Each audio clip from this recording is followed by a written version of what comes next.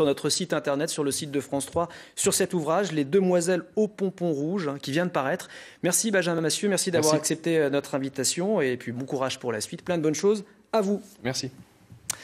Le MAG du samedi est consacré ce soir au Festival des Boréales. Nous vous en avons déjà beaucoup parlé. La 23e édition a débuté hier. Ce week-end, c'est la Norvège qui est plus particulièrement à l'honneur. Un pays qui depuis longtemps entretient des liens privilégiés avec la Basse-Normandie, avec notamment des échanges scolaires, comme celui effectué il y a 2 mois par des élèves d'Hérouville-Saint-Clair. Guénaël Louis et Mathieu Benningen les ont accompagnés.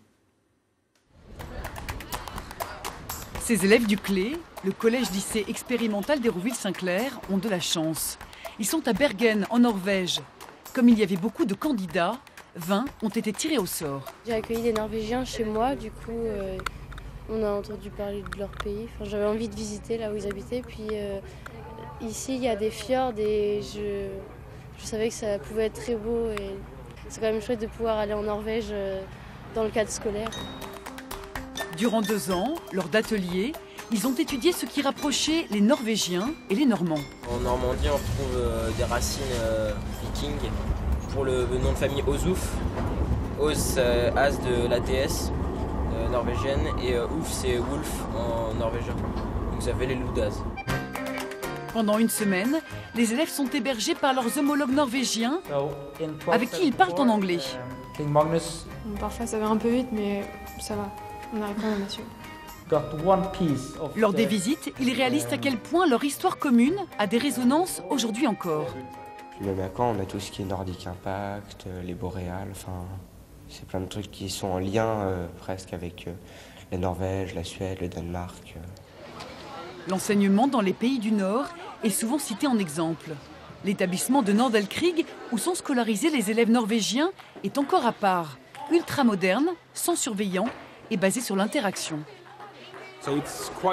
C'est tout neuf. Vous le voyez, l'établissement est moderne avec des vitres partout qui donnent une impression d'ouverture. Chacun peut se voir, peut travailler ensemble. Les élèves utilisent Facebook, leur téléphone portable, leur ordinateur, ils sont connectés. On pense qu'il faut utiliser ces outils pour apprendre. Quelles sont les matières où vraiment le livre, on ne peut pas le supprimer? Je pense que ça n'existe pas ici. Oui, c'est vraiment... Oui, non. Je pense que se confronter à cet âge-là à des habitudes différentes, ça permet de réfléchir sur soi-même. En plus, là, il y a une barrière de la langue, que ça permet de voir aux élèves que quand on apprend l'anglais, c'est pas uniquement pour répondre dans une salle de classe, mais eh bien tant pis si on fait des fautes. Une langue, ça sert à être parlé et vraiment essayer de leur ouvrir un horizon plus grand. Et le samedi soir, que font les jeunes? Pendant que les petits Normands sont dans leur famille d'accueil, François Michel, le directeur du Clé, et Antoine, le professeur de mathématiques, vont faire un tour. Je pense que les gens mangent un peu plus tôt, effectivement, mais sortent pas mal aussi. Je crois que les jeunes aiment bien les terrasses de bar et que les terrasses sont bien remplies, comme à Caen d'ailleurs. Durant le week-end, il y a généralement beaucoup de monde. Mais ça dépend quand même du temps. À Bergen, il pleut tout le temps. S'il ne pleut pas, les rues sont pleines. S'il pleut, il y a un peu moins de monde.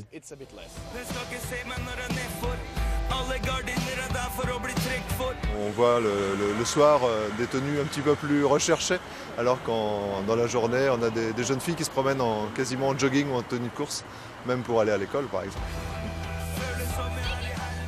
C'est vraiment amusant de sortir à Bergen. Mais si c'est vrai, on a 18 ans, donc on a le droit. Dans certains endroits, il faut avoir 20 ans. Des fois, c'est 18. Des fois, c'est 20. Et comme les Français sont encore mineurs, ils sont restés au chaud dans leur famille norvégienne le samedi soir, un peu étonnés. Décryptage le lendemain matin. Les parents sont plus stricts. Les parents sont plus stricts et apparemment c'est plus difficile de s'amuser quand on a en dessous de 18 ans qu'en France. Mais nous, ils dorment avec les fenêtres ouvertes. Je l'ai fermée et puis elle est repassée derrière, elle l'a rouverte. La lumière reste allumée toute la nuit, la lumière des toilettes reste allumée toute la nuit. Et ils mangent en famille, ils mangent à table, ils mangent... Moi, à 23h, ils viennent me chercher pour venir manger. Alors que j'ai envie de dormir. Malgré le froid, la fatigue et la faim, les Normands randonnent ce matin. Et ça grimpe. Les Norvégiens sont en tête.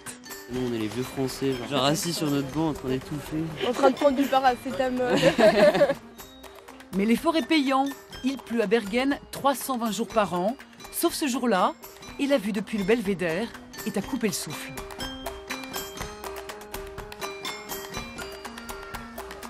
Et on quitte la Norvège pour Cherbourg.